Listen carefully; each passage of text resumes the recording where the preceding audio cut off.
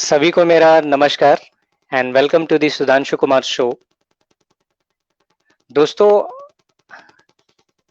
जैसे कि हम पिछले इवेंट में आए थे डिप्रेशन पे बात करने, जिस पे हमारे साथ दो हमारे ऑनरेबल गेस्ट थे जिन्होंने डिप्रेशन और उससे निकलने का तरीका और फैमिली का क्या रोल होता है उस पर डिस्कशन किया था।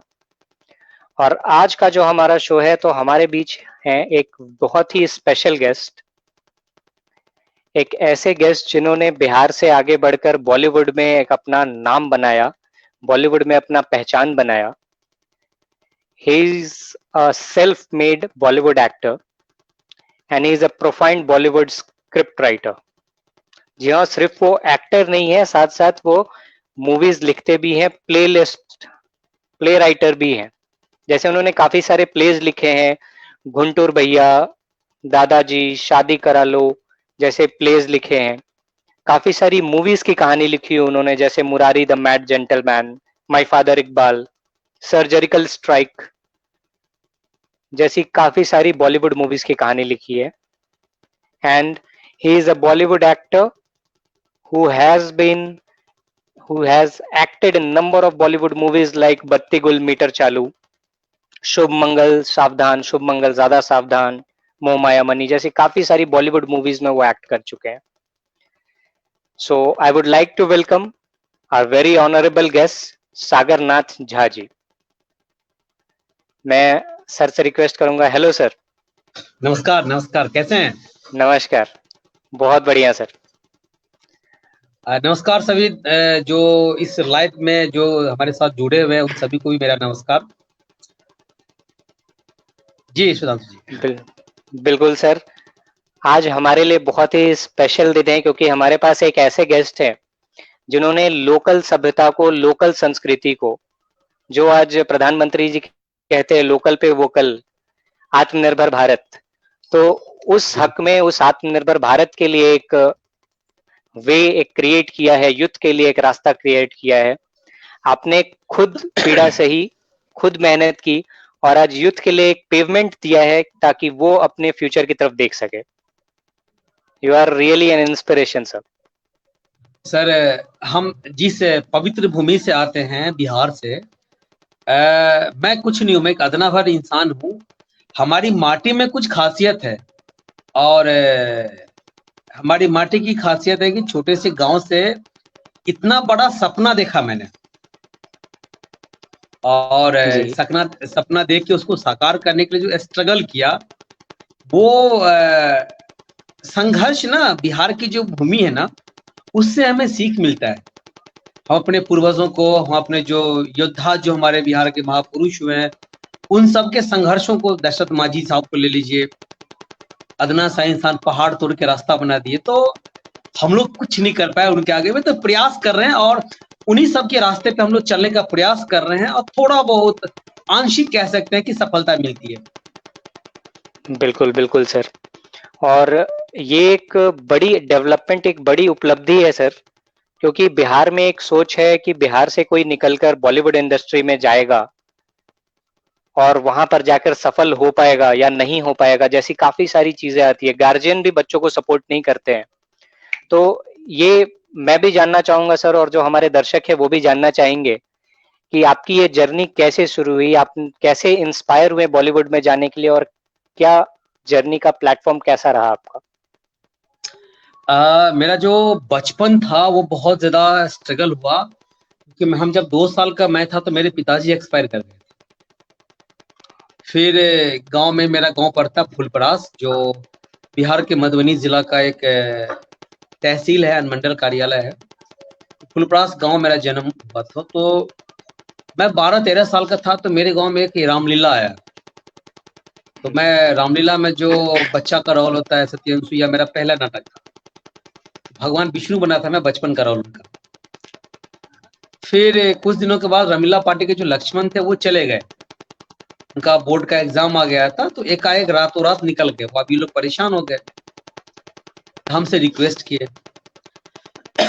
जो सागर जी मेरे घर पे आए, मेरी मम्मी को, मैं 12-13 साल का था, तो प्लीज प्लीज प्लीज। मम्मी मेरी मान गई, लेकिन मम्मी बोले कि हमें पैसा नहीं चाहिए, क्योंकि हम लोग भगवान राम को पूजते हैं और बेटा मेरा कर देगा और लक्ष्मण का रोल ले लेगा। तो कुछ मेरी तैयारी शुरू हुई, तो मैं 1 महीना लक्ष्मण का रोल किया और बिलौकी मांगा जाता, साइकिल पे भगवान राम बना के ना घर घर जो चंदा मांगा जाता है रामलीला वाली टीम की तरफ से, हर जी जगह जी। मेरी आरती होती। तो मेरे अंदर के जो झिझक था ना, जो एक डर था, वो उस 1 महीने में मेरा खत्म हो गया। और कह सकते हैं कि मैंने उस 1 महीने में एनएसडी भी पास कर लिया, आप कह सकते हैं। आप जो डर उतने सारे लोगों के साथ, एनएसडी बहुत बड़ी संस्था है, मैं ये नहीं बोला, लेकिन जो 3 साल का एनएसडी का जो कोर्स होता है ना, मैं उस 1 महीना में कह सकते हैं कि डर का, झिझक का, लोगों से बात करने का, छोटे से गांव का आदमी स्टेज पे कैसे चढ़ गया, मैं कह सकते हैं निर्लज हो गया।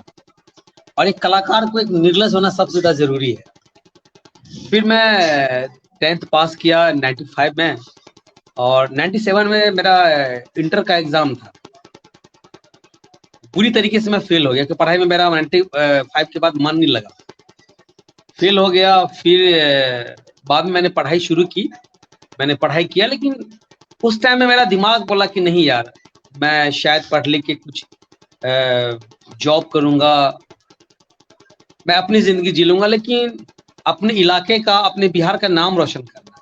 ये नहीं कि आया और चले गए, कुछ करके नहीं गए, आम जिंदगी नहीं जीना है।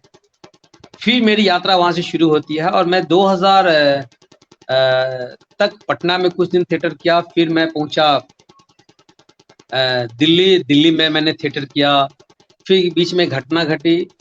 वो घटना मेरे लिए इंस्पायरिंग ये था कि मेरी बीवी जो फर्स्ट वाइफ थी, उनको कैंसर हो गया था, वो एक्सपायर कर गई। तो उनका एक सपना था जो मुझे राजपाल यादव कहती थी,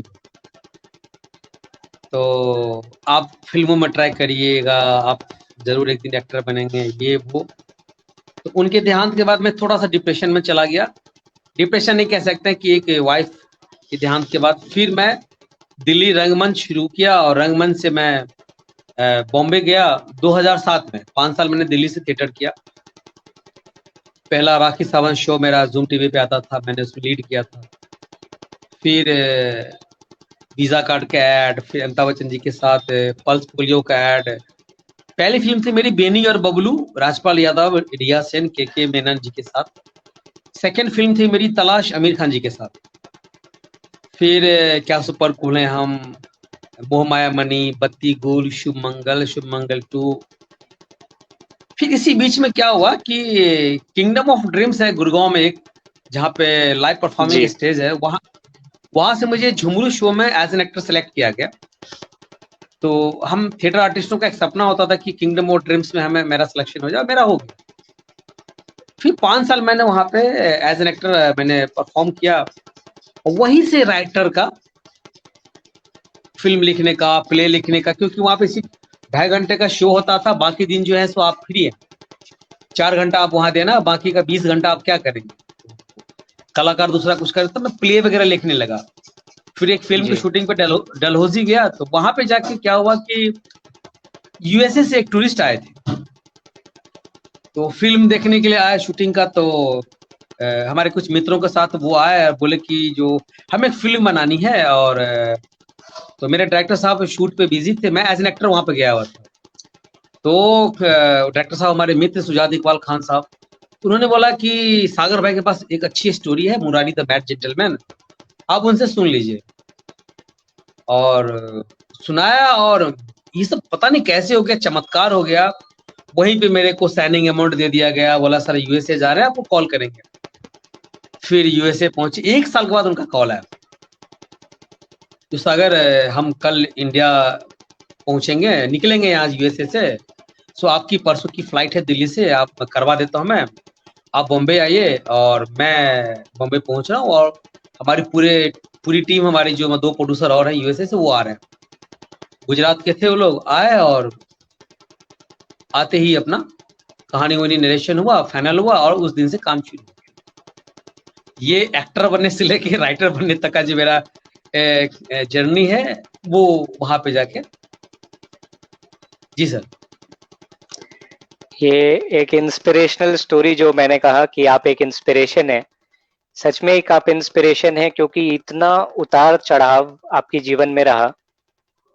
अपनों को खोना एक बहुत बड़ी बात होती है, और जी जी जी अपनों को खोना और जिनको आपने खोया उनको सपनों को पूरा करना उससे भी बड़ी बात होती है।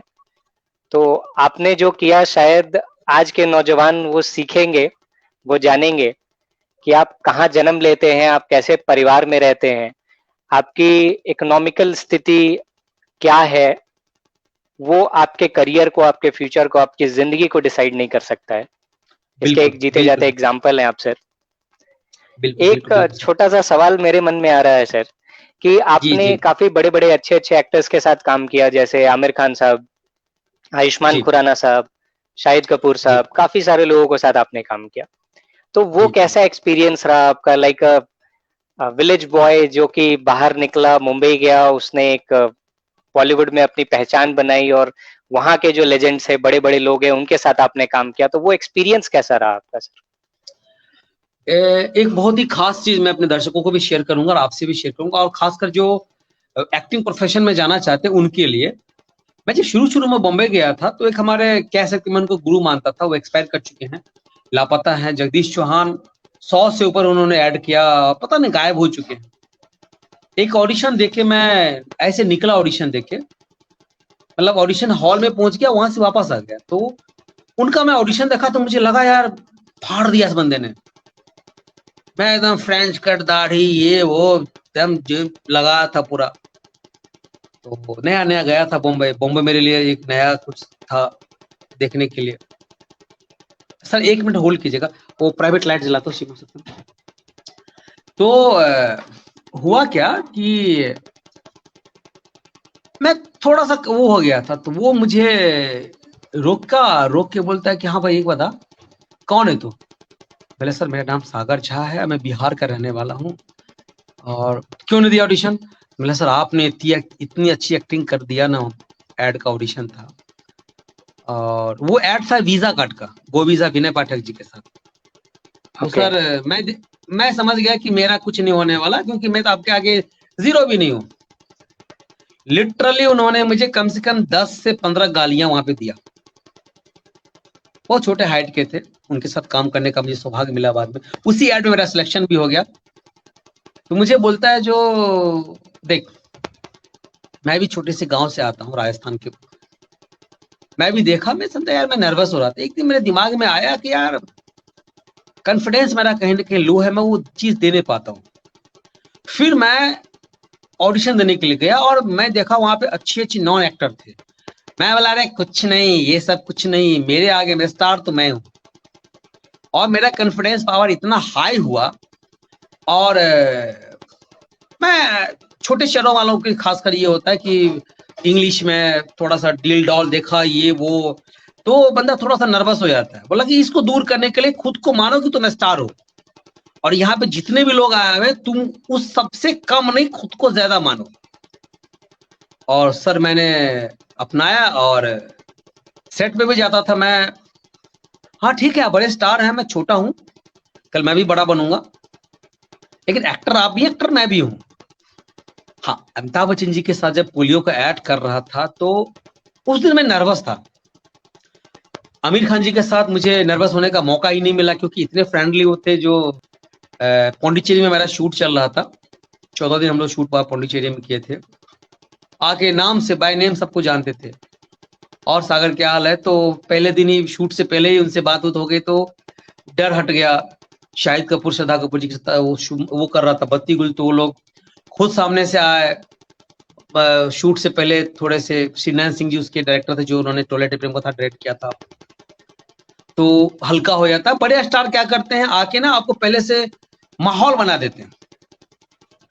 शुभ मंगल में थोड़ा सा मैं अपने को एक्टरों से नर्वस हो गया था। हुआ क्या था कि मैं पंडित का कैरेक्टर किया, देखे होंगे फिल्म शादी की पूरी फिल्म है, जी। तो मैं उस शादी की पूरी फिल्म में मैं ही पंडित रहता हूँ। तो फर्स्ट डे मेरा शूट निकला तो डायलॉग मेरा था ही नहीं कुछ। था भी तो बोला डायरेक्टर कल शूट करेंगे, अभी आपका एक्सप्रेशन शूट करेंगे, आपका मोन्टाजे शूट करेंगे, सीन में आप हो। तो बाकी जितने भी मेरे, नाम नहीं लूंगा, बड़े एक्टर जितने भी मेरे को एक्टर थे, सब मेरे को मेरा मजाक बनाने लगे। और पंडित जी क्या हाल है, ऋषिकेश में शादी का क्या मिलता है पर डे का आपको, ये कब है, गृह प्रवेश का टाइम कब से शुरू होने वाला, मैं कुछ नहीं जवाब देता। खाना वाला, खाने पीने वाला सर, जूनियर आर्टिस्ट होते हैं हमारे यहाँ, जो टेक्नीशियन होते हैं, उन लोगों को अलग से खाना लगता है। बस खाना इसलिए लगता है क्योंकि स्टार के पास, जो स्टार कास्ट जहाँ पे खाते हैं, वहां पे थोड़ा आके डिस्टरबेंस ना करें। बाकी खाने पीने का कोई इशू नहीं होता, खाना पीना सब एक जैसा ही होता है। बस थोड़ा सा एक जो होता है ना, जो स्टार को जो बड़े एक्टर आते हैं उनको थोड़ा सा अलग से व्यवस्था कर देना, थोड़ा प्रिविलेज मैं प्रोवाइड करना। हाँ, तो मैं वहां पे गया तो मेरे को बोलता है कि हाँ पंडित जी, आप लोगों का खाना वहां लगा हुआ है। गुस्सा आ गया मुझे। मैं पहुंचा, मैं बोला यार अब नहीं खाऊंगा। मैं पहुंचा, फिर मेरे मित्र हैं जो संजय सिंह उस फिल्म में, तो जिन्होंने गैंग से वासी, फजलू भैया बने हुए हैं, साथ में हम लोग किंगडम ऑफ ड्रीम्स में थे। तो मुझे आके बोलते हैं कि कोई नहीं बाबा। फिर गए, खाना वाना ला के दिया, खाया। नेक्स्ट डे सब कुछ चेंज हो गया था। आयुष्मान जी मेरे पास आए और सामने से आए, बोले यार आपका एक्सप्रेशन देखा, बहुत शानदार था, तो हम लोग खुद रिहर्सल करें? मैंने हाँ सर, भी करते हैं। और हम लोगों ने साइड में आधा घंटा रिहर्सल वगैरह खुद, और इतना सीन, इतने डायलॉग्स हमने उसमें ऐड कर दिए जो था ही नहीं फिल्म में। और वन टेक ओके हुआ। और मुझे उस दिन याद है, आर एस प्रसन्ना जी हमारे डायरेक्टर साहब थे, वो पूरे सेट पे खड़े होके सबसे क्लैप करवाया मेरे लिए और बोला यार कमाल। अब फिर वही लोग जो कल पूछ रहे थे कि पंडित जी शादी का क्या रेट है, ये क्या चलता है, तो वो लोग आके मुझे हाँ जी आप बताए नहीं, आप किंगडम ऑफ ड्रीम्स के एक्टर हैं, अरे हम तो आपके साथ कल क्या बोले। बोला कोई बात नहीं, कल हर किसी के साथ ये होता। मैं आपको एक छोटी सी उदाहरण और दे देता हूँ, तलाश फिल्म का। हमारा ग्रैंड रोड में शूट चल रहा था, तो जो कोठा का जो होता है, जो हमारे जो एक ग्रैंड रोड इलाका है, थोड़ा सा कह सकते हैं कि बदनाम गली है वो, जी तो एक पूरा एक गली को ब्लॉक कर दिया गया था। तो रूम एक वहां पे उसी गली में एक रूम था, रूम का नाम था, होटल का नाम था राम भरोसे होटल, जो चादर पलट होता है, जो 103 में मैं था और 106 में नवाजुद्दीन सिद्दीकी साहब थे। अब कह सकते जी कि वो भी नए ही थे, और लुक उनका इतना डिफरेंट था उस टाइम में, 2011 में शूट हो रहा था वहां पे। तो उनका लुक ऐसा था कि गंदा सा टी शर्ट को ऐसे मोड़े हुए, कान पे बीड़ी, ये सब। तो सबसे पहले एक लड़का आया, बोला हाँ भाई क्या कर रहे हो, चलो चलो चलो, ये आमिर खान साहब का ये रूम है। मतलब 4 दिन आमिर खान साहब पूरी रात उस रूम में बैठे हुए थे। बोला कि आमिर खान साहब, हाँ चलो निकलो। नहीं, मैं निकल गया। फिर बाद में डायरेक्टर, असिस्टेंट डायरेक्टर डीमा काकती जी सबने देखा, बोला अरे सेकेंडरी कास्ट है, क्या कर रहे हो यार, बदतमीजी कर रहे हो, सब गाली वाली उसको डांटा। फिर सॉरी सर वहां पे आया। 10-11 बजे के आसपास लंच हो चुका था हम लोगों का। जूनियर आर्टिस्ट एक थी महिला, वो नवाजुद्दीन के रूम में पहुंच गए थे, नवाज भाई के रूम में पहुंच के, और उनसे कहती हैं जो छोटू वो पंखा चला ना।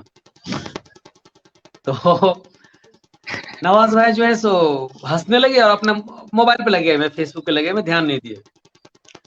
5 मिनट के बाद एसी चल रहा है रूम में, फिर भी सुन नहीं रहे क्या, फैन ऑन करना। भाई साहब नवाज भाई जो भड़के, सारे लोग आए, सबको डांटा। ठीक है, अब क्या था कि एक पासिंग शॉट था, और मैं साइकिल से, मैं कॉफी सेलर हूँ उस फिल्म में तलाश में, और जिस एक्सीडेंट पे पूरी स्टोरी उसका मैं विटनेस रहता हूँ। तो कॉफी साइकिल पे रात को जो कॉफी बॉम्बे में बेचते गए होंगे तब पिए होंगे, तो जी मैं साइकिल लेके निकलता हूँ और मेरे पीछे से लगड़ा के चलते हुए नवाज भाई जाते हैं वहां पे, कैमरा को क्रॉस करते हैं। और मल्टीपल कैमरा सेटअप था, कम से कम 8-10 कैमरे लगे हुए थे, पता नहीं चल रहा था कहाँ कहाँ कैमरा लगा हुआ। मैं पहुंच गया, जूनियर आर्टिस्ट का पासिंग हो गया, नवाज भाई को दिख ही नहीं रहा कहीं पे। अब रीमा जी चिल्ला रही है, डायरेक्टर साहब जो, नवाज, वेयर इज नवाज, नवाज। अब नवाज भाई दूर से इशारा कर रहे, ये रहा मैं। हुआ क्या था, उनको ये बाउंसर ने पकड़ रखा था, दोनों तरफ से बाउंसर, क्योंकि लोगों को रोक रखा था ना, तो उनको ही पकड़ रखा था। डायरेक्शन टीम भागते हुए आई, अबे फिल्म का हीरो है भाई, क्यों ऐसा कर रहे हो। Sorry sir, sorry sir, sorry sir. कमियां क्या थी कि उस टाइम नवाजुद्दीन सिद्दीकी उतना पॉपुलर नहीं हुए थे, जी। आज वही हमारे नवाज भाई कह सकते हैं कि बॉलीवुड के एक बहुत ही दिग्गज एक्टर में उनका नाम शुमार होता है, और कई सारे एक्टरों का उनमें मिशन माना जाता है। तो जब आप कुछ प्रूफ कर देते हो, जब आपका चेहरा नॉन हो जाता है, तो वही लोग जो कल आपके साथ मजाक करते थे वो होता। तो मैं इन सब चीजों पे विश्वास ही नहीं करता, मैं अपना फोकस करता हूँ, मुझे करना क्या है, जिस चीज के लिए मेरा चयन हुआ है मैं अपना काम करता हूँ, ईमानदारी से करके निकल जाता हूँ। बाकी माता रानी का आशीर्वाद, कामयाबी मिलने के बाद अपने आप वही सारी चीज आपके पीछे पीछे भागती है। जी। तो मुझे बिल्कुल। अमिताभ जी के साथ थोड़ा सा नर्वसनेस हुआ, क्योंकि मैं उस दिन माँ के लिए सोच रहा था। मैं थोड़ा सा शेयर करूंगा आपको। अमित जी बगल में खड़े थे, और मैं वैनिटी वैन के पास खड़ा था, खाना खा रहा था, देखा उनको आते हुए, तो माँ को फोन किया, क्योंकि माँ आमिर खान को नहीं जानती थी, सलमान खान को नहीं जानती थी, राखी सावंत किसी को नहीं जानती थी, अमिताभ बच्चन को तो माँ जानती थी। तो माँ को फोन किया कि आज ना अमिताभ बच्चन जी के बगल में खड़ा हूँ, उनके साथ कैमरा शेयर कर रहा हूँ। तो माँ थोड़ा सा रोने होने लगी, तो मैं थोड़ा सा नर्वस हो गया था, लेकिन और टेक अच्छा हुआ, और एड बहुत पॉपुलर हुआ था। तो छाता लेके निकलता हूँ, बेटी बारिश में भीगने लगती है तो छाता में कपड़ा नहीं होता है, तो अमिताभ बच्चन जी कहते हैं कि ये दूरस्थ सुरक्षा भी देते अपने बच्चे को, तो वो लीड था मैं उस एड में, बहुत चला था। तो उस दिन थोड़ा सा नर्वस था, लेकिन उसके बाद माता रानी का आशीर्वाद से नर्वस नहीं हुआ हूँ। अपना काम करने, जिस चीज के लिए चयन होता है उस चीज को करके अपना निकल जाता हूँ। जी सर। बिल्कुल सर, जो आपने बताया मैं भी बोलूँगा। जैसे मैंने जब पब्लिक स्पीकिंग शुरू की थी, जी तो सर। कहा जाता था जब सामने 500, 1000, 5000 लोग बैठे हैं तो आप कैसे बोलोगे? हर कोई आपको जज कर रहा होता है, वो घबराहट होती है अंदर, हाथ-पैर काँपने लगता है, डर लगता है कहीं कंटेंट भूल ना जाएँ, कहीं कुछ और ना बोल जाएँ। तो वहाँ पर पब्लिक स्पीकिंग में कहा जाता है कि आप जो बोलने वाले हो स्टेज पे, वो आप पढ़ के आए हो, सामने वाला थोड़ी पढ़ के आया है। तो उसको थोड़ी पता चलेगा कि आप क्या बोल रहे हो। आप तो बोल के निकल जाओगे, और बस अच्छे से बोलना है तो बिल्कुल सबको अच्छा लगेगा। तो घबराहट को बिल्कुल। किसी ना किसी मायने से, किसी ना किसी तरीके से निकाल के हमेशा आगे की तरफ देखना चाहिए। और बिल्कुल बहुत अच्छे से बताया सर आपने। और खासकर मैं बोलूँगा, जो आपने कहा कि अमिताभ बच्चन सर जब आपके सामने खड़े थे तो घबराहट हुई, तो वो तो ऐसे कलाकार हैं जिनका नाम सुनकर लोग घबरा जाते हैं। और बिल्कुल बिल्कुल बिल्कुल ये बिल्कुल बिल्कुल। सौभाग्य है सर कि, लेकिन सच में सर आपकी जो स्टोरी है बहुत ही इम्प्रेसिव है, आपकी जो लाइफ जर्नी है बहुत ही इम्प्रेसिव है। लेकिन एक चीज मैंने सर देखा कि जी एक्टिंग से जब आप राइटिंग के लाइन में आए, तो आप जो मूवीज लेकर आना शुरू किया आपने, मैंने कुछ न्यूज में भी पढ़ा था आपके बारे में, या न्यूज कटिंग्स न्यूज़पेपर्स में भी पढ़ा था, मिथिला के सागर नाथ झा, जो कि भारत की संस्कृति को उभार के बाहर ला रहे हैं, भारत की संस्कृति को बता रहे हैं। ये एक मेरे मन में सवाल आया सर कि भारत की संस्कृति या बिहार की जो संस्कृति है, बिहार की संस्कृति बहुत रिच है, बहुत उम्दा बिल्कुल है। लेकिन बिहार की बिल्कुल संस्कृति पहले कोई नहीं लेके आया, और बिहार पे जितनी भी मूवीज बनी वो नेगेटिव परव्यू से बनी। बिल्कुल। और जबकि मैंने आपकी जो भी स्टोरीज देखी सर, ये बहुत ही पॉजिटिव परव्यू और बिहार का एक गोल्डन फ्रेम जो है, एक गोल्डन टाइम जो है उसको निकाल के लाता है। इसके बारे में थोड़ा जानना चाहूंगा सर। मैं अपनी पहली फिल्म की शुरुआत करता हूँ, मुरारी द बैड जेंटलमैन, जिसके डायरेक्टर हमारे सुजात इकबाल खान साहब, हमारे मित्र, और प्रोड्यूसर साहब थे किशोर एन पटेल, जो यूएसए में रहते थे। तो गुजरात का छोटा सा गांव है मोती फलोट, सूरत में। हुआ जो, मैं बोला बिहार में शूट करते हैं, तो बोले कि नहीं नहीं बिहार में शूट नहीं करते हैं, सो मोती फलोट में शूट करते हैं। मेरा सपना था कि मेरे गांव में शूट। बोला कहानी तो बिहार की है। जैसे कहानी का है तो बोले जो कोई बात नहीं, यहीं पे गनवा शूट कर लेंगे, बहिया में सैया ये वाला लॉलीपॉप लागे लू। मैं बोला सर आप बिहार को कितना जानते हैं, मुझे ये बताइए। गुस्सा लगा मुझे, लेकिन मैं उनको बड़े प्यार से समझा, बिहार को कितना समझ, अश्लील भोजपुरी ही बिहार की पहचान है। तो बोले हम देखते हैं नहीं, हम बोले देखना भी नहीं आपको, क्योंकि जो चीज आपको देखना चाहिए था वो चीज तो आप देख नहीं पाते। मैंने उनको बताया बिहार के बारे में, देखिए कई धर्मों के जो भगवान, जो संस्थापक है वो हमारे बिहार से, महात्मा गांधी जी ने शुरुआत किया हमारे बिहार से। आप नालंदा चले जाइए, पहला यूनिवर्सिटी हमको दिया, योगा का पहला वो हमारे बिहार में है, पहला यूनिवर्सिटी बिहार में है, पहला गणराज्य बिहार में है। 0 हमने दिया है। हर 10 कोस पे बिहार में आपको एक अलग कल्चर मिलेगा, अलग संस्कृति, अलग भाषा है वहां पे। बताया मैंने कई सारे भाषाओं में। मैं बोला भोजपुरी को क्या समझते हैं? भोजपुरी में भिखारी ठाकुर जी को जानते हैं अभी, भोजपुरी में महेंद्र मिश्र जी को जानते हैं, भोजपुरी में एक से एक हमारे बड़े बड़े रामायण से लेके आज तक कितने साधु संत हुए। भोजपुरी में हर इलाके में कहीं न कहीं एक आश्रम मिल जाएगा, आपको जाके देख लीजिए। जी अभी वर्तमान में हमारे कुछ फिल्म मेकर, हमारे कुछ गायक वगैरह, कुछ जो कुछ हम पढ़ना नहीं चाहते, हमारा सब्जेक्ट उससे नहीं है, तो गलत पहचानते। मतलब सर आप कीजिए। फिर मैंने उनको बताया कि हम मिथिला के रहने वाले, जहाँ पर सीता माता ने जन्म लिया। और हमारे यहाँ सर हम जब किसी को गाली भी देते तो लगता है प्यार से इज्जत करा। अगर आप समझ नहीं पाते भाषा हमारा तो समझेगा अच्छा है, प्यार से कुछ बोल रहा होगा। हम वहां के रहने वाले हैं। और भगवान राम ने कहा था कि जन्म हो अवध में और ससुराल हो मिथिला में। हम माता सीता के जन्म स्थल के हैं। अब बताया उनको, तो कुछ वीडियो मैंने दिखा, चौंक गए, बोले हाँ यार बिल्कुल।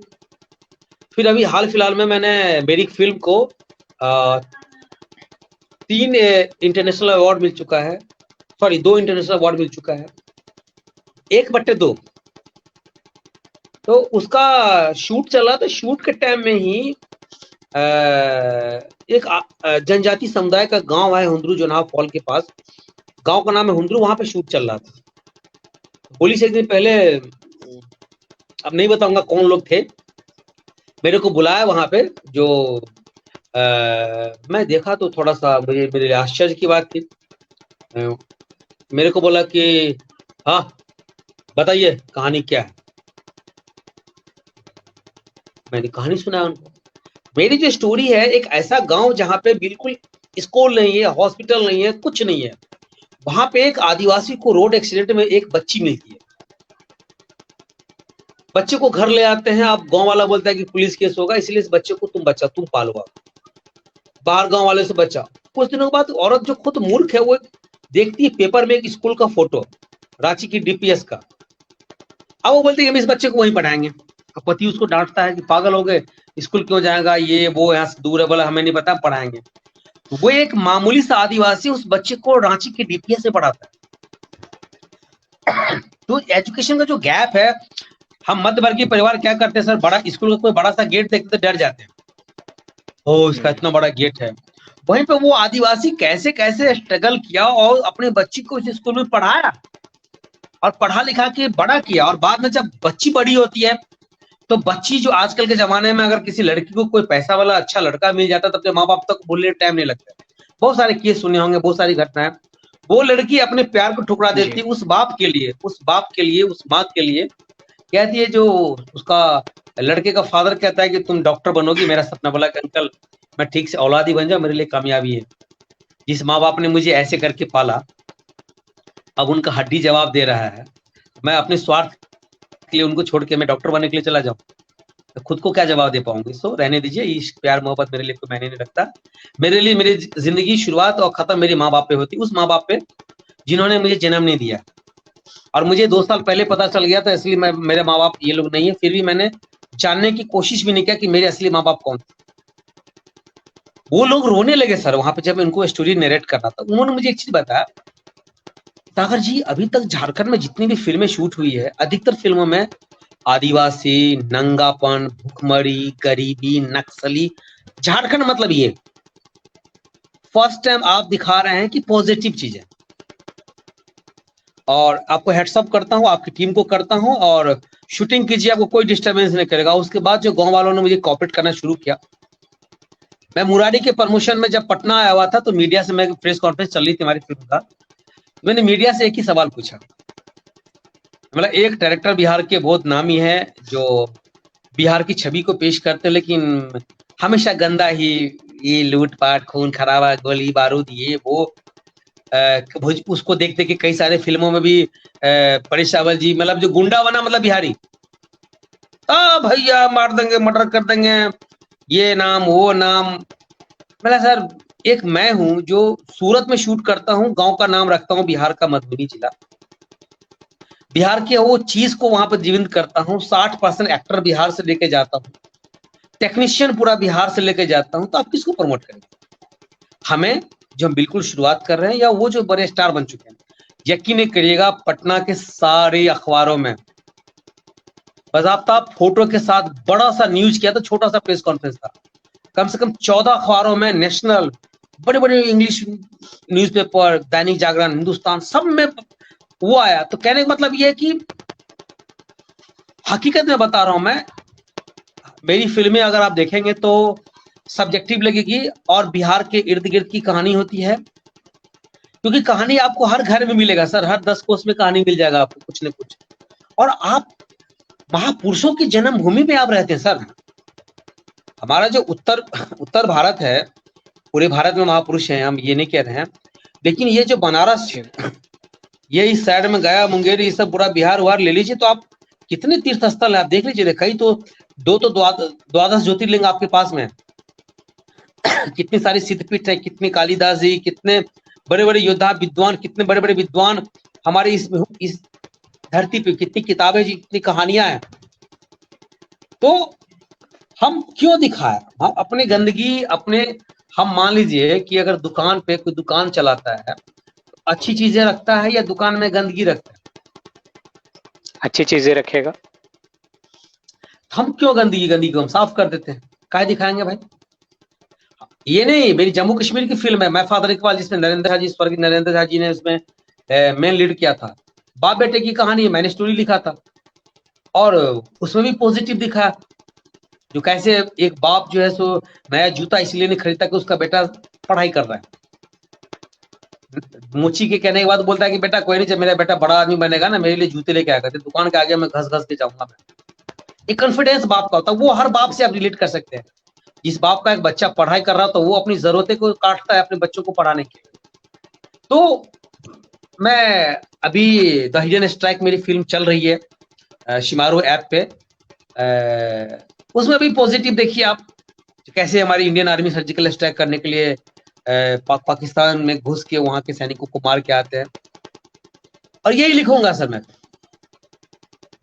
यही चीजें लिखूंगा, और एक बहुत अच्छे कॉन्सेप्ट पे मैं काम कर रहा हूँ। फिल्म का नाम थोड़ा सा अटपटा है, पगला सलहेश। सलहेश नाच को शायद आप जानते होंगे। ये राजा सलहेश थे, जो हमारे बिहार के जो पासवान जाति के जो लोग हैं, वो उनको भगवान की तरह मानते हैं। हमारे यहाँ भी गावर है, बचपन में हम लोग पूजा देखने जाते थे, नाच आता था, नाच देखने जाते थे।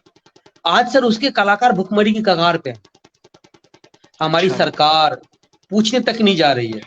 तो जिस टाइम में ये नाच उफान पे हुआ करता था, उसके कलाकारों को उसके नाम से जाना जाता था। गांव के शादी में अगर उसके कलाकार लोग नहीं पहुंच गए तो शादी को अधूरा मनाया जाता था।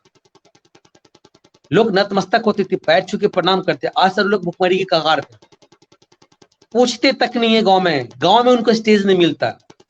उन्हीं कलाकारों की दुर्दशा पे एक कॉन्सेप्ट लिखा हूं, पगला सलहेश। और शायद इसी साल के ठंड में सब कुछ सही रहा तो शूट शुरू होने वाली मधुबनी जिला में, और उसमें भी हम पॉजिटिव दिखा रहे हैं। हमें किसी से शिकायत नहीं है, हमें अपने लोगों को जगाना है, और अपनी संस्कृति को जो भूलते हुए जा रहे हैं उनको अपने संस्कृति की तरफ वापस लाना है मोड़ के। जी सर। बिल्कुल सर, ये जो आपने बात कही कि लोग संस्कृति को भूलते जा रहे हैं, ऐसे कलाकार जो कि एक समय में सबसे विद्वान माने जाते थे, वैसे कलाकार आज भूखमरी के जगह पर आ गए हैं, इतनी बुरी स्थिति में आ गए हैं। ये मेरी भी अपील होगी मेरे दर्शकों से, जो भी लोग इस वीडियो को अभी लाइव देख रहे हैं, इस वेबिनार को, या इसके बाद इसे देखेंगे या इस बारे में जानेंगे भी, उनसे मैं एक विनती करूंगा कि हम सुनते हैं, हमने सुना लोकल फॉर वोकल या फिर आत्मनिर्भर भारत की बात की, लेकिन उसके लिए सबसे पहला कदम क्या होगा? सबसे पहला कदम होगा जो सही का हीरा है, जो सच का हीरा है, जो हमारे साथ है, हमारे अंदर है, हमारे बीच है, उसको उभारना। जो हीरा उभर चुका है, जो दिख रहा है, उसके लिए ताली तो हर कोई बजाता है, उसको देखने तो हर कोई जाता है, लेकिन आपके बीच जो हीरा है उसको तराशना वो बहुत जरूरी है। और इस चीज के लिए मैं बहुत बहुत सादर धन्यवाद देना चाहूंगा सागरनाथ झा जी को कि उन्होंने संस्कृति को किस तरह से बाहर निकाला। बिहार का एक अलग चेहरा, एक चेहरा जो लोगों की नजर में गया था कि बिहार में गुंडागर्दी होती है, मारपीट होती है। मैं भी सर अपना एक एक्सपीरियंस शेयर करूंगा। मैं बहुत शॉक हुआ था जब मैंने ये मूवी देखी थी, राउडी राठौड़ जो मूवी आई थी अक्षय कुमार साहब की। और उस मूवी में मैंने देखा कि वो जो विलेन का दिखाया गया वो बिहार का, फिर पटना से रिलेट करके, और उसे जिस तरीके से शो किया गया, it is something called manipulative. मतलब जो लोग हैं जो बाहर के हैं, जो बिहार को नहीं जानते हैं, वो क्या सोचेंगे।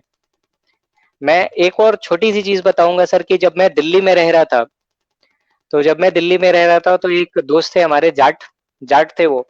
तो भाई मेरे पास आए, उन्होंने पूछा, ओ भाई कैसा है। मैंने कहा सर बढ़िया हूँ। तो उन्होंने पूछा, अच्छा बिहार में तेरे गांव में तेरे घर पे क्या क्या है। मैंने कहा सब कुछ है, जो जरूरत की चीजें होनी चाहिए वो सारी चीजें हैं। तो उन्होंने मेरे से एक सवाल पूछा, उन्होंने कहा वहां मारुति भी चलती है क्या। तो आप सोच सकते हैं कि जो लोग बिहार कभी आए नहीं, वो ये सोचते हैं कि आज भी शायद बिहार में बैलगाड़ी ही चलती होगी। इतनी बुरी स्थिति है। मैं मैं सुधांशु जी जी 1 मिनट सर। रुकूंगा आपको। मैं 2004 की एक घटना शेयर करूंगा, और मैं अपने दर्शकों से, आपके दर्शकों से, मैं जो हमारी जो श्रोता अभी सुन रहे हैं, देख रहे हैं, उनसे रिक्वेस्ट करूंगा कि इस चीज पे एक बार अमल करें। मेरा जो गांव है ना, एक जमाने में वहां पे अपराधियों का गढ़ हुआ करता था। तो 2004 में दिल्ली के फरीदाबाद साइड के 3 इंजीनियर आए हुए थे। टेलीफोन का वो टावर बन रहा था, मोबाइल का। मेरे गांव से 8 किलोमीटर घोघटिया रेलवे स्टेशन। तो उन लोगों को अंधेरा हो चुका था, 6 साढ़े 6 बजे। उनकी 11 12 बजे की ट्रेन थी। तो वो लोग घोघटिया, उस टाइम में बस ही नहीं चलती थी, हाईवे का काम चल रहा था। 4 से पहले, दो के आसपास, 2 या 3 की बात बता रहा हूँ।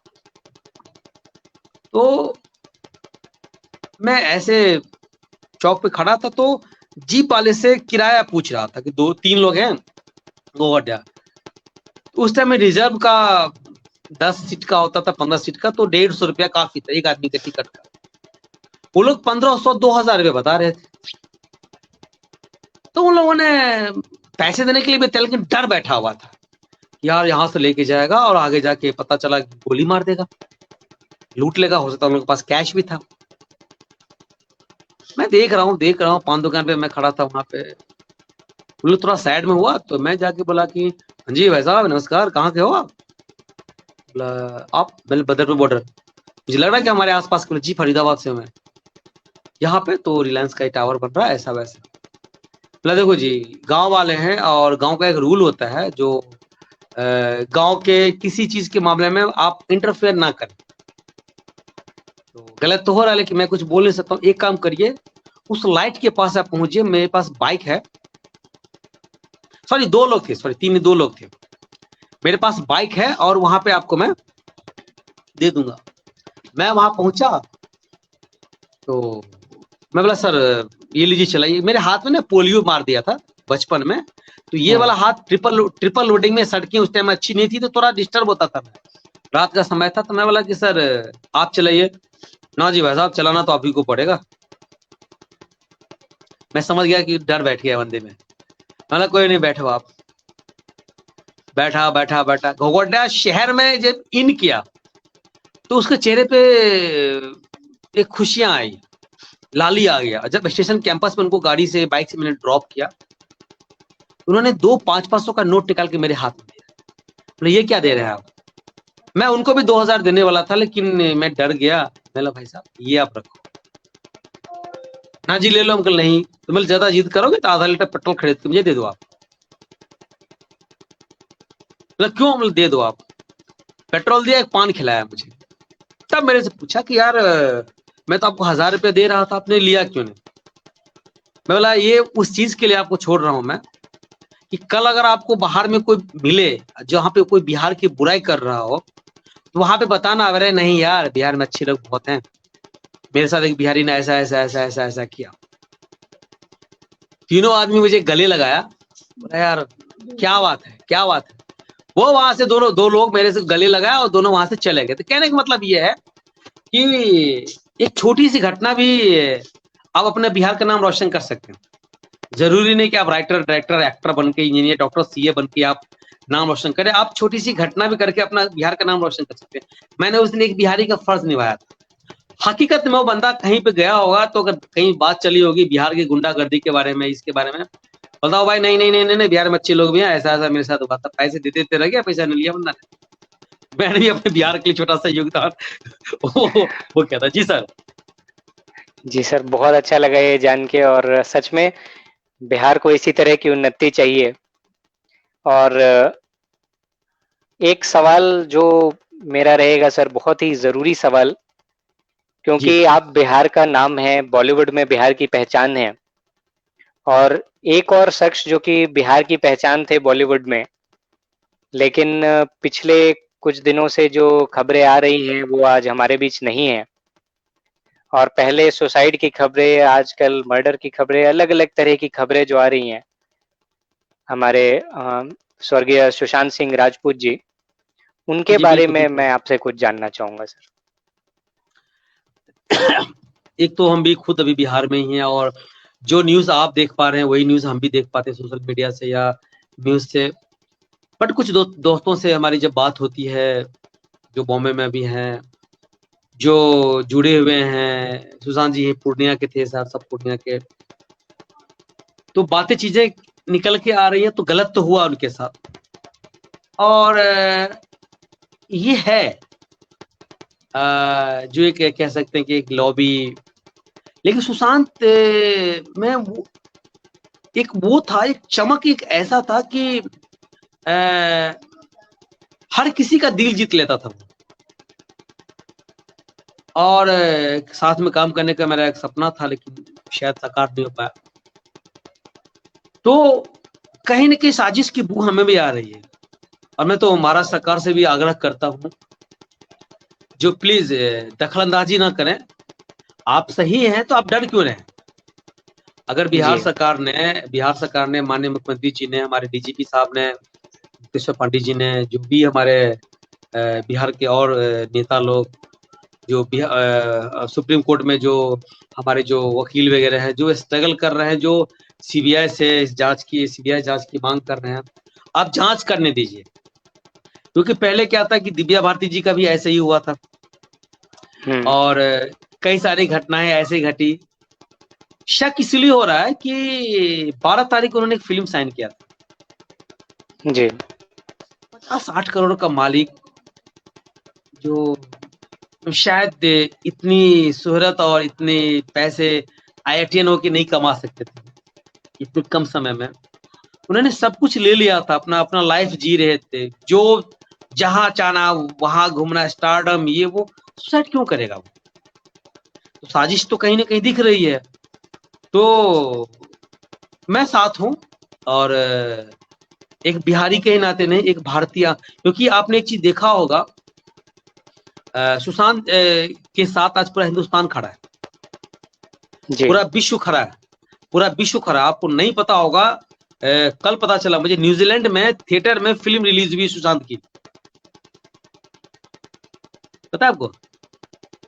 वहां पे जी, देखा था। तो सोचिए आप, जो उस बंदे का चाहने वाला कहां से कहां तक है। और सबसे खास बात है कि हर किसी का यूं दिल जीता। मैं एक फिल्म मेकर होके, आप यकीन नहीं करेंगे, मैं छिछोरे कम से कम 60 बार देखा हूं अपने फोन में। मैं बॉम्बे एयरपोर्ट से लेके जम्मू से के बनी के बीच में 2 बार फिल्म देखी। मार्च में जब उनका देहांत नहीं हुआ था, लोग, मेरी टीम जी, के लोग मेरा मेरा मेरा नाम रख दिया था छिछोरे। मेरे कई सारी चीजों का पासवर्ड भी छिछोरे से शुरू होता था। तो लोग बोला क्या है, मैं बोला यार, मैं इस बंदे को, यार क्या सुशांत ने काम किया था। अब उस फिल्म को, हकीकत बताओ, वो बंदा थोड़ा सा डिप्रेशन में था, क्योंकि आज के डेट में ऐसी ऐसी फिल्मों को भी अवार्ड मिल रहे हैं, और छिछोरे में जो बंदा ने हुँ, काम किया है, सुशांत जी ने काम किया फिल्म में, आप जो देखे होंगे वो मानते होंगे कि एक युवा से लेके एक बुजुर्ग बाप का, एक 50 साल के बाप का जो उसने कैरेक्टर बखूबी निभाया है।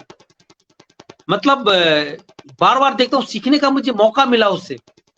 और ऐसी फिल्मों के अवार्ड नहीं मिलते, थोड़ा सा तो था, लेकिन वो आमिर खान साहब के रास्ते पे चलने वाले थे, जो हमें अवार्ड समारोह में जाना ही नहीं है, कोई बात नहीं। लेकिन गलत तो हुआ है, साजिश की बू आ रही है, और न्याय मिल के रहेगा, क्योंकि आज पूरा हिंदुस्तान साथ में खड़ा है। और आपने छोटी सी घटना भी देख लिया होगा, हाल ही की एक फिल्म रिलीज हुई, उसका सॉरी ट्रेलर रिलीज हुआ, और वर्ल्ड का सबसे डिसलाइक वाला वो प्रोमो हो गया है जी। तो वो पूरे देश है, उसमें जरूरी नहीं कि 1 करोड़ बिहार के ही लोग होंगे, पूरे इंडिया के लोग होंगे, और अमूमन महाराष्ट्र के लोग हैं। मेरे कई सारे मराठी दोस्त हैं जो एक्टर हैं, वो लोग, उन लोगों का फेसबुक पोस्ट देखता हूँ तो लोगों को आग है। तो गलत हुआ है, और दोषी को सजा मिलने वाली है। लिख के लीजिए, इतना बड़ा मुद्दा है, और ये मुद्दा ऐसे हल्के में दिव्या भारती जी की तरह गौण नहीं होने वाला है ये, क्योंकि पूरा देश साथ में खड़ा है, और जरूर उनको न्याय मिलेगी। और मैं इस लाइव के माध्यम से उनकी आत्मा की शांति के लिए प्रार्थना करता हूँ, और उनके पिताजी के लिए भगवान से दुआ मांगता हूँ कि माता पिता को, उनकी बहनों को शक्ति दे, क्योंकि उन्होंने क्या खोया है अंदाजा लगाना हमारे लिए काफी, ये बहुत मुश्किल है। तो बिल्कुल सर। मैं उस दिन लाइव आया था, मैं रो दिया था, मैं लाइव नहीं कर पाया। मैं जिस दिन नरेंद्र झा जी मरे थे, सुशांत जी मरे, मैं शॉकिंग न्यूज था, आप समझ कैसे यकीन करेंगे आप। मेरे बहुत सारे मित्र, दिल बेचारा में काम किया था जब क्षेत्र, उन लोगों से बात करता था मैं, तो बोलता था यार लगा ही नहीं कि स्टार है। अच्छा, कूट कूट के बिहारी भरा पड़ा हुआ उसमें, कूट कूट के वही लोग, मनोज बाजपेयी साहब हो गए, सुशांत हो गया, पंकज त्रिपाठी भैया हो गए, संजय मिश्रा जी हो गए, इन लोगों ने तो बिहार का जो एक गंदा था, जो गंदगी लोगों के दिमाग में बैठा, उसको दूर किया।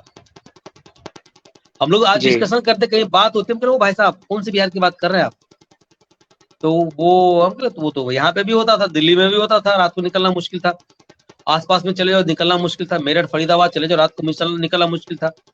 पहले की बात छोड़ो, हम आज दो, हमारे यहाँ तो एक एक गांव में 5-5 आईएएस हुआ करता सर। आपके यहाँ एक तहसील में एक आईएएस होता, हमारे एक एक गांव में 5-5 आईएएस होता है। तो वो छोड़ो, वो कल की बात है, अब हमारा बिहार बहुत आगे है। जी सर।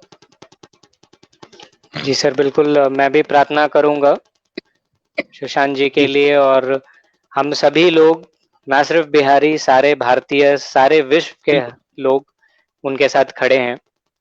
और हम सभी कामना करेंगे कि भारत का जो उच्च न्यायालय है, भारत की जो सरकार है, सीबीआई है, की जांच के लिए अलाउ किया जाए, और ये जांच सफल हो, और जो गुनहगार हैं उनको सजा मिले। बिल्कुल बिल्कुल सर।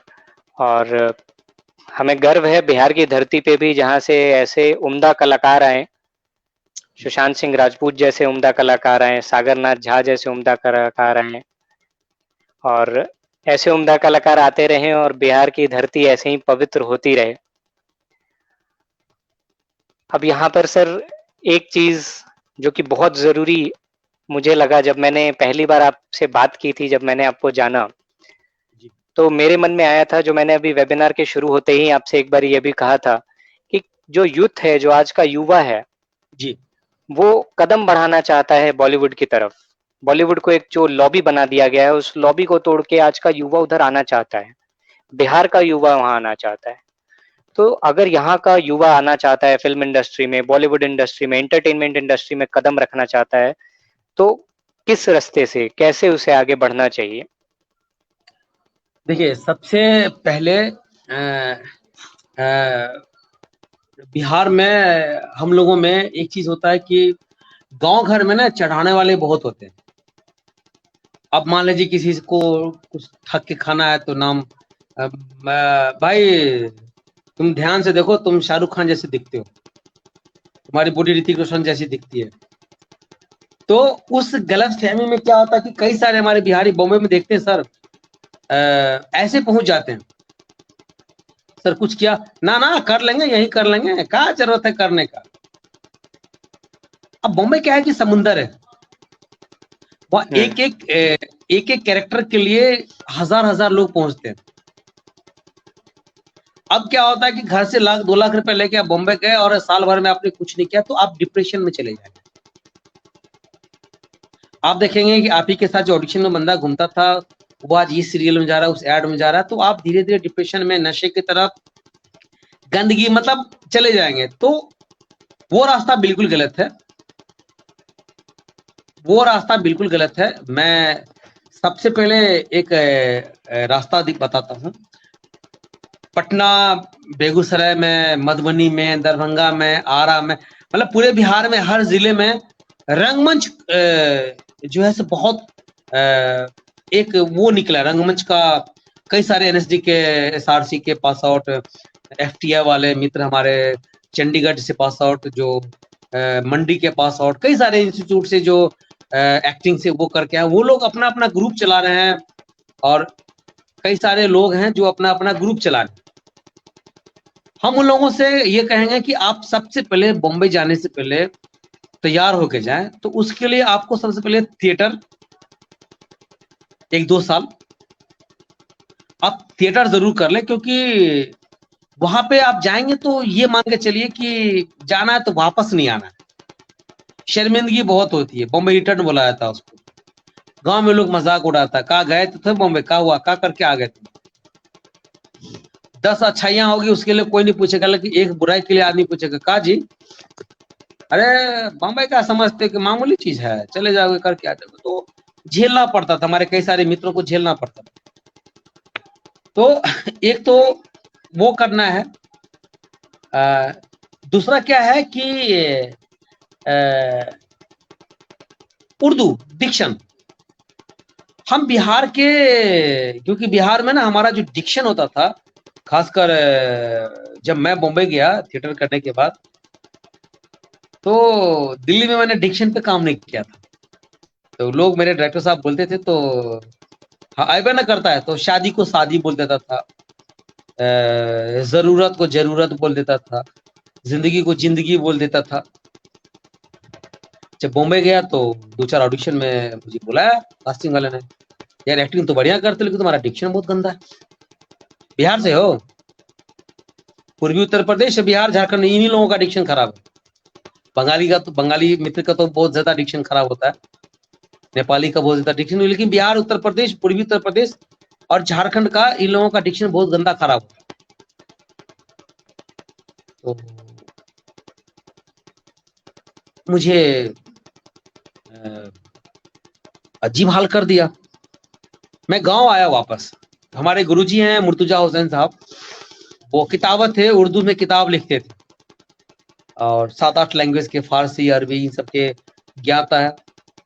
तो मैं देखा मैं किन से सीखूं, फिर उनके पास पहुंचा और सीधे दंडवत प्रणाम किया। तो पहले तो डर गए यार, गांव घर में होता कि ब्राह्मण का बेटा उर्दू सीखने आएगा, लोग क्या कहेंगे। मतलब तो लोग क्या सोचेगा मुझे फर्क नहीं पड़ता, मुझे सीखना है। और भाषा किसी की बपूती नहीं होती है, मुझे उर्दू सीखनी है, मेरी जरूरत है। और मेरे आप गुरु बनिए, मुझे उर्दू सिखाइए। क्यों सीखना चाहते हैं? बोले सर ऐसा ऐसा ऐसा। तो वो सिखाया और यकीन नहीं करिएगा 3 महीने में 5वीं की किताब पढ़ने लगा था। बाद में मैं उर्दू भूल गया। तो उसमें एक चीजें, कई सारी चीजें ऐसी आपको मिलती है जो उर्दू में कहावत है कि नुक्ता के फेर से खुदा भी जुदा हो जाता है। ऊपर नीचे अगर नुक्ता कर देते तो खुदा और जुदा हो जाता है, वही नुक्ता एक बिंदी ऊपर नीचे हो गया तो खुदा से जुदा हो जाते हैं। फिर मैं सीखा वहां पे, फिर बॉम्बे गया। अभी भी थोड़ा वो डिक्शन खराब है, क्योंकि गांव घर के बोलचाल में अभी भी गांव में वकील को वकील बोला जाता है, डॉक्टर को डॉक्टर बोला जाता है, जो चल रहा है अपने यहाँ अभी भी। तो गांव के बोलचाल भाषा में हम भी वकील ही बोलते, तो वकील साहब क्या हाल है। वकील बोलना, जब डिक्शन आती है तो स्क्रिप्ट में तो वकील लिखा होता है, जिंदगी लिखा होता है, जेड से होता है, तो हम जिंदगी बोलते हैं, हाँ जिंदगी खराब कर दिया आपने, खबर ये हो। तो नुक्ता उक्ता पढ़ के अब बोल लेते, तब दिक्कत नहीं होती है ऑन स्क्रीन। तो आप प्रॉपर डिक्शन प्रोनाउंसिएशन ठीक करके जाएं, थिएटर कर रहे हैं, और जब आपको लगे कि हाँ आप बम्बई जाने के लिए, किसी के बहकावे में ना आए, आप जिनसे थिएटर कर रहे हैं, सीख रहे हैं, और जो आपके शुभ चिंतक हैं जो बॉम्बे में रहते हैं, उनसे संपर्क में आया, उनसे पूछे कि भैया मैं बम्बई आने के लिए तैयार हूं या बस। अगर वो कह दे कि हाँ अब तुम तैयार हो, या 6 महीना और कर लो, ये कर लो, वो कर लो, पूरी तैयारी होके जाए, और जाए तो वापस आने के लिए ना जाए, क्योंकि नाम खराब होता है उससे। जी सर। सर बिल्कुल सही बताया आपने अच्छा, कि एक अगर मिनट, जी एक जी मिनट। अगर अगर आप में टैलेंट है, अगर आप में काबिलियत है, तो बॉलीवुड में कोई क्षेत्रवाद नहीं है। सुशांत वाली घटना क्यों घटी, इसकी तह में जाना जरूरी है। क्षेत्रवाद वहां पे नहीं होता है, थोड़ा बहुत हर जगह है। आप छोटे से महकमे में चले जाइए, सरकारी दफ्तर में चले जाइए, वहां पे भी क्षेत्रवाद है। आप किसी कार्यालय जी में चले जाइए, वहां भी क्षेत्रवाद है। देश के पॉलिटिक्स में भी क्षेत्रवाद है, परिवारवाद है। तो हर जगह देश में, हमारे हिंदुस्तान के रग रग में बसा हुआ है। लेकिन हमारा बॉलीवुड कितना खूबसूरत है। मैं एक इंटरव्यू में कहीं पे मैं बोल रहा था, धर्म की बात आई, जो आमिर खान साहब का एक स्टेटमेंट आया था, उस पर कुछ बात चली, तो बोलने लगा जो ये बॉलीवुड ये है वो है। बोले भाई सुन, हमारा बॉलीवुड ही एक ऐसा है कि डायरेक्टर हिंदू हो या मुसलमान हो, सिख हो या क्रिश्चियन हो, जैन हो, बौद्ध हो, कोई भी हो, गणपति रोलिंग ही करता है और गणपति बप्पा मोरिया ही बोलता है। वहां पे बाइबल या वहां पे मक्का का फोटो नहीं होता है। डायरेक्टर बॉलीवुड में अगर आपको खूबसूरती देखना है तो जाके देख लीजिए। और अभी गणपति शुरू होने वाला है बॉलीवुड में, चाहे एक्टर डायरेक्टर हिंदू हो मुसलमान हो, हर 90% लोगों के घर से गणपति पापा निकलते हैं। जी तो आप हमारी गंदगी को ना पकड़ें, हमारी अच्छाइयां को भी आप देखें। ये हमारी बॉलीवुड की खूबसूरती है और बहुत प्यारा है। आप यकीन नहीं करेंगे, इस बार लॉकडाउन में स्ट्रगल के टाइम में फेडरेशन में अक्षय कुमार साहब ने, सोनू सूद साहब ने, कई सारे बड़े बड़े जो एस्टेब्लिश्ड हैं, उन लोगों ने फेडरेशन को पैसे देके, जो स्ट्रगल कर रहे हैं आर्टिस्ट, राइटर, जो डायरेक्शन में स्ट्रगल कर रहे हैं, उन सबके अकाउंट में बाकायदे पैसे पहुंचवाए सर। हमारे यहाँ तो एकता बहुत है। आप ये तो आप जो सुनते हैं कई सारी बातें आपको उड़ते उड़ते ये 10 पैसा से निकला और पहुंचते पहुंचते 1 रुपया हो जाता है, उस पर अफवाहों पे न जाए। हमारा बॉलीवुड बहुत खूबसूरत है। मैं सागर झा एक बिहारी के नाते कह रहा हूँ कि बिहारियों ने वहां पे झंडा गाड़ा है अपने काबिलियत से, अपने दम पे। अगर आप में काबिलियत है, आप वहां पे सक्सेस होंगे। काबिलियत नहीं है तो बिल्कुल भी वहां पे ना जाए। जी सर। जी सर बिल्कुल सही बताया आपने। और एक बहुत ही, मैं मोटिवेशनल स्पीचेस लेता हूँ बट सही का मोटिवेशनल स्पीच मैंने आज सुना। आप रियली एक बहुत मोटिवेशनल रहा हमारे यूथ के लिए, जो लोग इस वीडियो को देखेंगे और देखने वाले हैं, और जिनके भी मन में ये इच्छा है कि बॉलीवुड में वो अपना झंडा गाड़े, बॉलीवुड में उनका भी नाम होना चाहिए। तो मैं उनसे कहूँगा कि जाने जीवनी जाने नागेंद्र झा जी, स्वर्गीय नागेंद्र झा जी के बारे में जाने, सुशांत सिंह राजपूत जी के बारे में बिल्कुल जाने, सागर नाथ झा जी के बारे में जाने, पंकज त्रिपाठी जी के बारे में जाने।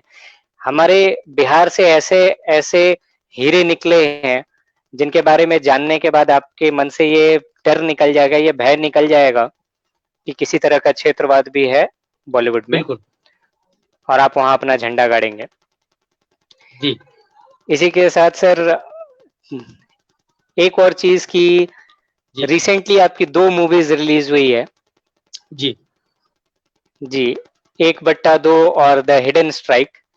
तो जी। 2 शब्द सर जानना चाहूंगा दोनों मूवीज के बारे में जो रिसेंट रिलीज हुई है आपकी मूवीज। 1/2 के बारे में तो मैंने बताया, जो आदिवासी समाज के एजुकेशन पे मेरी फिल्म है। और द हिडन स्ट्राइक जो है सो सर्जिकल स्ट्राइक पे एक काल्पनिक कहानी है।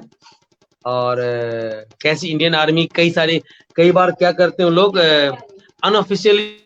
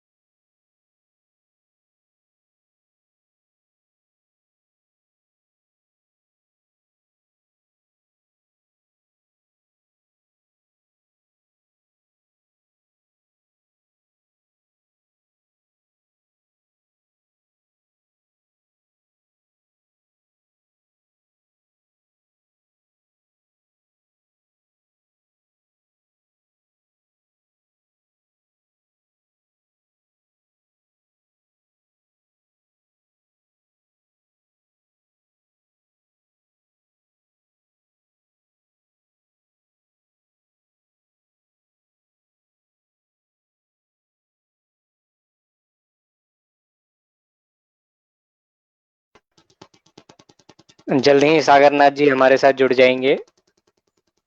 थोड़ा कनेक्शन इशू के कारण परेशानियां आ रही हैं।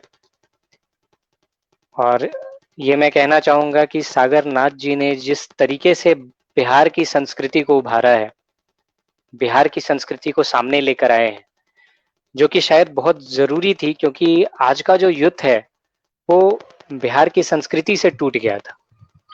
इसी के क्षमा साथ प्रार्थी हूँ, सागर नाथ जी जुड़ गए हैं हमारे साथ। हाँ नेटवर्क जी का सर। इशू कुछ आ गया था। जी तो सर। वो सर्जिकल स्ट्राइक पे हमारी फिल्म है, और इसमें मीर सरवर जी, दीपा राणा जी, संजय सिंह जी, और संजय सिंह जी बिहार के ही हैं, गैंग सवासी में फजलू भी थे। मनोज पांडे जी मुजफ्फरपुर बिहार से ही हैं, कृष्णा मिश्रा, आशुतोष सागर, अमित पाठक जी, ये बहुत सारे एक्ट्रेस फिल्म में बिहार से ही हैं। और इसका शूट किया था हमने जम्मू डिवीजन में, एक जगह है बनी जी तहसील है, वहां पे शूट किया था हमने। और शिमारो मी ऐप आता है जिसपे आप उस फिल्म को देख सकते हैं। और ये 14 अगस्त को रिलीज हुई थी, और मैं अपने दर्शकों से आग्रह करता हूं कि एक बार जरूर देखें। और इसलिए ना देखें कि मेरी फिल्म, इसलिए देखें कि आप देखेंगे तब जाके छोटे छोटे बजट की अच्छी फिल्में देखने को मिलेगी। आप नहीं देखेंगे, अगर आप बड़ी फिल्म ही देखेंगे, फिर ये दोष देने का आपको कोई हक नहीं है कि आप बड़ी फिल्में, ये आजकल अच्छी फिल्में नहीं बनती है। आप भले ही कई सारे फिल्म देखता हूँ कि फ्लॉप फिल्में होती 200 करोड़ कमा लेती है, जी और कई बार देखता हूँ कि छोटी फिल्में, तेरे बिन लाते, फंस गया रोवामा, फिल्मिस्तान, ये क्या बोलते हैं, बहुत सारे, ब्लू अम्ब्रेला, कम बजट की फिल्में जो है क्लिक कर जाती, बड़ी हो जाती, क्योंकि ऑडियंस का प्यार मिलता है। तो मैं कहता हूँ कि आप बड़ी फिल्में ही देखें, कोई बात नहीं, लेकिन अगर कोई नए लोग कम बजट की अगर अच्छे कॉन्सेप्ट पे फिल्म बनाती है तो उसको जरूर देखें, उससे उनको आगे कुछ और 10 लोगों को अच्छी फिल्म बनाने का अवसर मिलता है। नहीं देखेंगे, बाद में फिर वही मिर्च मसाला डाल के अश्लीलता परोसेगा, और वही देखने को आप विवश हो जाएंगे। तो प्लीज फिल्म को देखें, और शिमारू मी ऐप को डाउनलोड करेंगे, आप बुक माई शो पे भी फिल्म का टिकट बुक कर सकते हैं, शिमारू मी ऐप पे भी टिकट बुक कर सकते हैं। प्लीज प्लीज प्लीज देखें, और ये फिल्म इंडियन आर्मी के लिए समर्पित है हमारी टीम की तरफ से। जी सुधांशु जी। जी सर, बिल्कुल हम सभी आपकी ये मूवी ज़रूर देखेंगे। और मैं भी अपने दर्शकों से ये रिक्वेस्ट करूँगा, ये प्रार्थना करूँगा कि ऐसी मूवीज़ जो हमारे देश के संस्कृति को दिखाती है, ऐसी मूवीज़ जो हमारे देश की आर्मी को, देश की एकजुटता को दिखाती है, और ऐसे कलाकार, ऐसे राइटर्स जो हमारी संस्कृति को उभार के लाते हैं, हम सभी को ऐसे लोगों को प्रमोट करना चाहिए, ऐसे राइटर्स, ऐसे कलाकारों को प्रमोट करना चाहिए, ताकि हमारा देश एक अच्छे भविष्य की ओर बढ़े। बिल्कुल बिल्कुल। इसी के साथ एक और बात मैं अपने व्यूअर्स को बताना चाहूँगा कि सागर झा जी के अंडर में ही, सागर झा जी के मेंटरशिप में ही एक प्रोग्राम हो रहा है इन बनारस, जो जी, कि 12 डेज स्क्रिप्ट राइटिंग कोर्स है। इसके बारे में मैं ज़्यादा जानना चाहूँगा सागर झा जी से।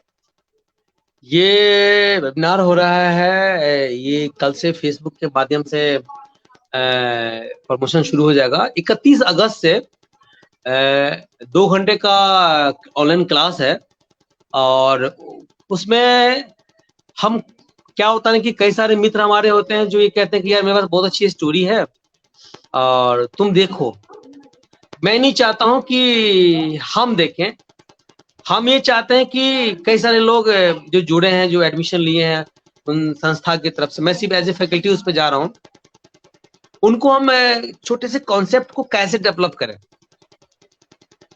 छोटी सी पॉइंट को कैसे हम बड़े लेवल पे लेके जाएं, फिर उसको कैसे कहानी को सजाएं, ताना बुना बुने, किसको सोच के लिखना है, क्रिटिक्स को सोच के लिखना है, उस जो हमारे मजदूर भाई हैं जो आपको अपनी जरूरतों को साइड रख के आपकी फिल्म देखने के लिए जाते हैं, उनको सोच के करना है, उन क्रिटिक्स को सोच के करना है, जो टाइम्स ऑफ इंडिया का रिव्यू पढ़ के देखने जाते हैं उनके बारे में, सबको सोच के एक अच्छी स्टोरी लिखनी है।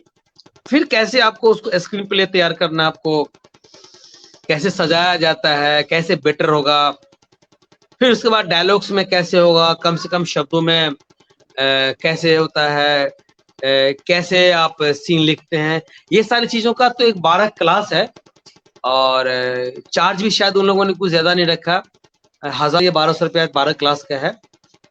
तो अगर कोई जुड़ना चाहते हैं तो प्लीज मेरे फेसबुक पे 2-3 दिन में प्रमोशन शुरू हो जाएगा, कल से प्रमोशन शुरू हो जाएगा, तो प्लीज उसको देख के आप उन संस्था से कांटेक्ट करें और कांटेक्ट करने के बाद प्लीज उनसे जुड़ें और मुझे खुशी होगी।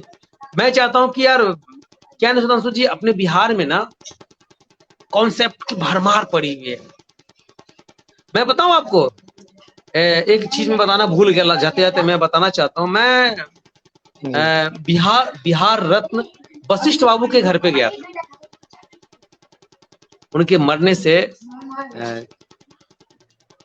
4-5 महीने पहले, पिछले अगस्त में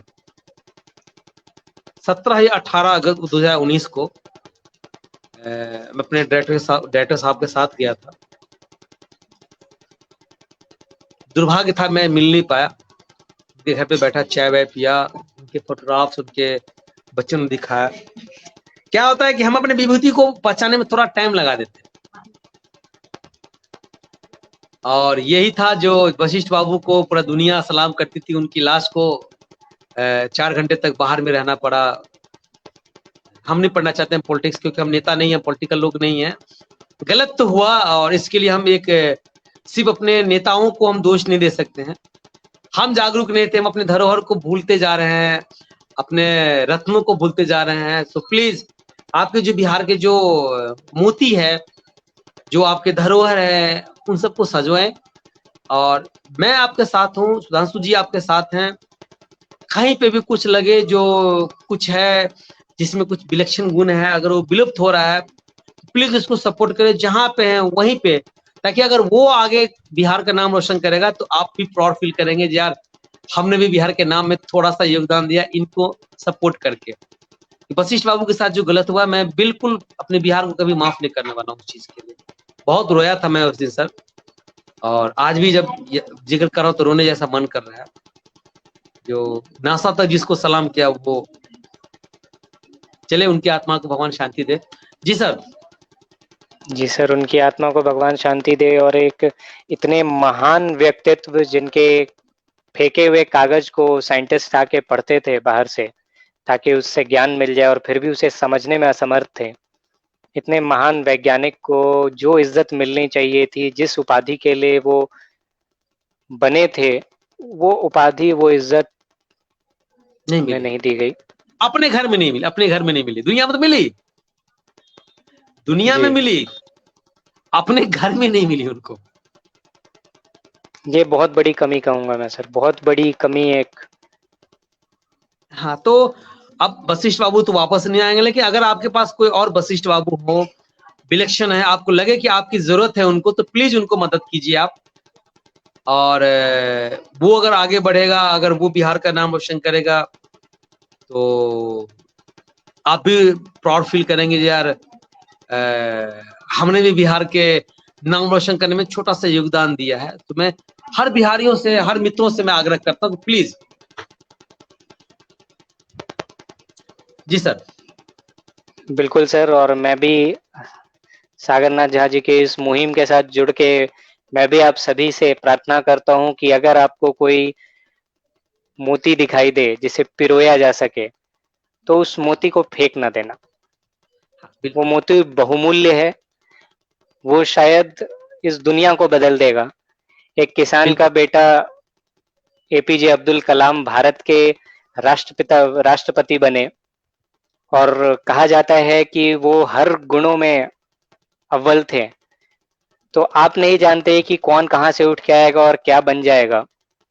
तो सभी एक दूसरे का साथ दे, सभी एक दूसरे को बढ़ाएं।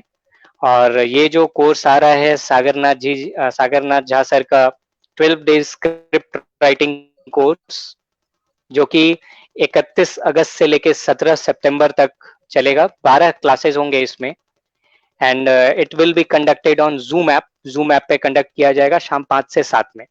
तो ये एक बेहतरीन कोर्स होगा न्यू बडिंग राइटर्स के लिए, जो आगे इसमें अपना करियर देख रहे हैं। एक बहुत ही अच्छे मेंटोर, सागर झा जी जैसे मेंटोर मिलेंगे आपको, जो आपको टेक्निकलिटीज भी सिखाएंगे और इमोशनली भी हर चीजों को सिखाएंगे, जो कि हमने आज देखा कि एक ऐसा आदमी जिसने दुनिया के हर पहलू को अपने जीवन में जिया हो, एक ऐसी शख्सियत जिसने दुनिया के हर पहलू को देखा हो, जीवन मृत्यु से लेके जोड़ना और तोड़ना हर चीज देखा हो। तो सलाम है सर आपको, आपके जीवन को, और जो काम आप कर रहे हैं, संस्कृति को आप बढ़ा रहे हैं, उसके लिए सर सलाम है आपको। और नहीं, वो फर्ज निभा रहे हैं हम और हम सबको वो फर्ज निभाना चाहिए। मैं कुछ नहीं कर रहा हूँ। मैं एक चीज मैं लास्ट में बोलना चाहूंगा, सॉरी पे बात काटा। अगर मैं अपनी माँ को साड़ी पहनाता हूँ, साड़ी गिफ्ट करता हूँ, तो बाप मुझे या भाई मुझे थैंक यू बोलेगा, धन्यवाद बोलेगा, वो मुझे बुरा लगता है।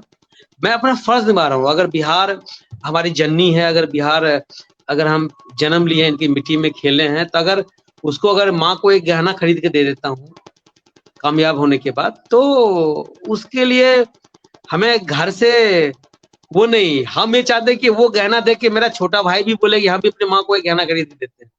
वो कंपटीशन की भावना आनी चाहिए। माँ को साड़ी खरीद के देते हैं। तो हम कुछ नहीं कर रहे हैं, एक अदना सा हम छोटा सा वो पात्र है, और हमेशा कोशिश करते हैं कि मेरे वजह से हमारे बिहार का नाम कभी कुछ नुकसान न पहुंचे। बिल्कुल सर, और मैं भी आपसे वादा करता हूँ कि मैं भी बिहार के लिए हमेशा खड़ा रहूंगा। बिहार की जो माला है, उस माले में, उस फूल के माले में एक फूल बनने की कोशिश करूंगा। और मैं चाहूंगा कि बिहार का हर युवा बिहार को आगे बढ़ाने के लिए, देश को आगे बढ़ाने के लिए, तरक्की में अपना योगदान दे। और इसी के साथ सर बहुत बहुत धन्यवाद आज के इस सेशन के लिए। काफी थैंक यू चीजें सो जानी मच। आपसे हमने, और आप एक इंस्पिरेशन है आज के यूथ के लिए। बहुत बहुत धन्यवाद sir. Thank you so much. Thank you so much.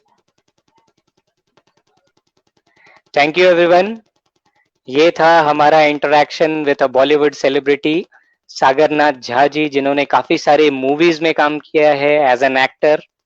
सिर्फ बतौर एन एक्टर नहीं, as a Bollywood script writer, एक लेखक भी हैं। इसके अलावा प्ले राइटर भी हैं, और काफी सारे बड़े बड़े प्लेटफॉर्म्स पे like kingdom of dreams, Jhumru जैसे जगहों पे थिएटर एक्टर रह चुके हैं, और बिहार की शान। तो मिलते हैं आपसे फिर सुधांशु कुमार शो में। बहुत बहुत धन्यवाद।